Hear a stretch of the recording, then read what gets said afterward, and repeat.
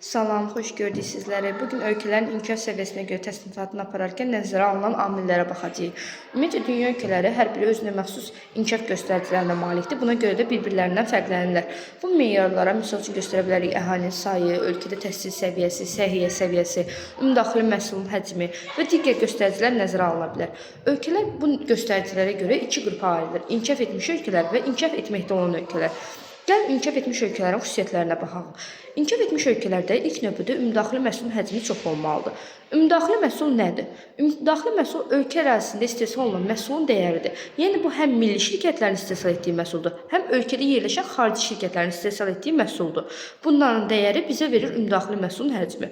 İnkişaf etmiş ölkələrdə ümumdaxili məhsulun həcmi çox olmalıdır və onun adam başına düşən həcmi çox olmalıdır. Əgər gəlir varsa, adam başına gəlir az düşürsə, onda bu inkişaf etməkdə olan ölkədir. İnkişaf etmiş hesab olunmur. Misal üçün, Çin dünyada ümumdaxili məhsulun həcminə görə lider olan ölkələrdən biridir. Amma o inkişaf etməkdə olan ölkədir. Nəyə görə? Çünki orada əhali sayı çoxdur və adam başına düşən gəlir də həmin ölkələrdə azdır. Səbəb bundan irəli gəlir. Daha sonra ikinci amil kimi inkişaf etmiş ölkələrə xüsusiyyət olaraq təsərrüfatın sahə quruluşuna nəzər salaq. Təsərrüfatın sahə quruluşunda inkişaf etmiş ölkələrdə xidmət sektoru yüksək inkişaf edir. Yəni onların əhaliyə göstərdiyi xidmət daha yüksəkdir. İkinci, sənayye sahəsi necə inkişaf edib? Burada sənayenin emaledici tipi inkişaf edib. Sənayye iki cür olur: emaledici sənayye və hasilat sənayesi. Hasilat sənayesində yerdən hazır məhsul çıxarırıq. Bu olur, daha doğrusu hazır xam malı çıxarırıq. Yerdən çıxarılan faydalı qazıntı bizə xam mal adlanır. Xam malı çıxarır inkişaf etməkdə olan ölkələr. Daha sonra onların texnikası, texnologiyası olmadığına görə yüksək səviyyədə. Ona görə onlar da satır inkişaf etmiş ölkələrə. İnkişaf etmiş ölkələr də həmin xam malı alırlar və özləri bir emal edirlər, emal prosesinə keçirlər və yeni bir məhsul yaradırlar. Həmin məhsulu dünya bazarına çıxarıb satırlar və bunun hesabına gəlir əldə edirlər.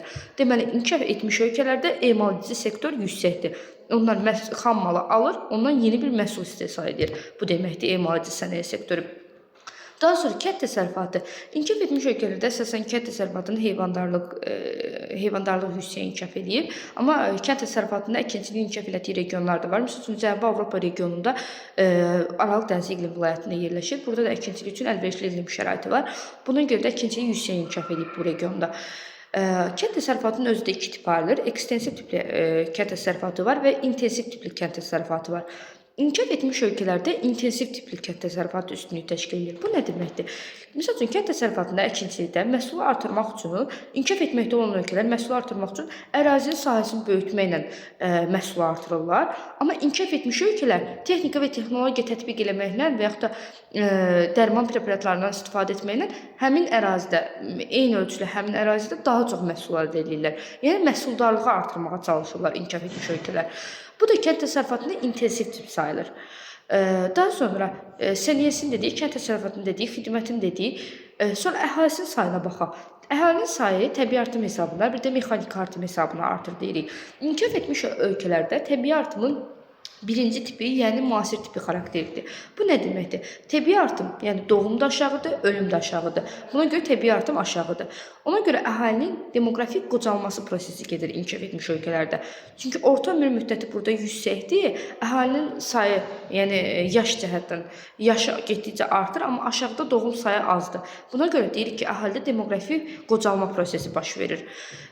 Bir də mexaniki artım hesabına dedik ki, əhalinin sayı artır. Mexaniki artım, yəni miqrasiya bu ölkələrdə güclüdür. Hansı miqrasiya? Bu ölkələr əsasən immiqrasiya mərkəzidir.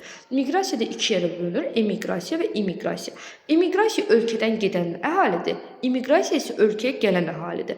İnkişaf etmiş ölkələrdən kənardan insan axını daha yüksəkdir. Çünki həyat səviyyəsi, həyat keyfiyyəti burada yüksəkdir. Buna görə də iş axtarmaq məqsədindən, yaşamaq məqsədindən insanlar kənardan gəlir Avropa ölkələrində, Qərbi Avropa ölkələrində və yaxud da Şimali Amerikada məskunlaşırlar. Bunlar da olur immiqrasiya mərkəzi, immiqrasiya regionları.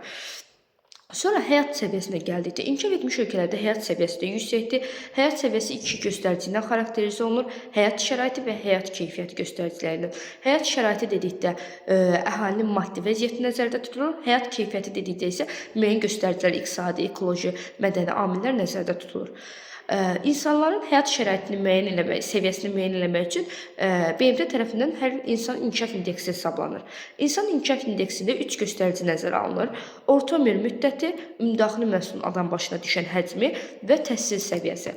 Orta ömür müddəti maksimum yaş 85 yaş, minimum yaş isə 25 yaş müəyyən edilmişdir. Əsasən inkişaf etmiş ölkələrdə də orta ömür yaşı yüksəkdir, 85 yaşa kimi davam edir. Daha sonra ümumdaxili məhsulun həcmi maksimum 40 min ABŞ dolları, minimum isə 100 ABŞ dolları dəyərində müəyyən edilmişdir. İnkişaf etmiş ölkələrdə də ümumdaxili məhsulun həcmi yüksəkdir.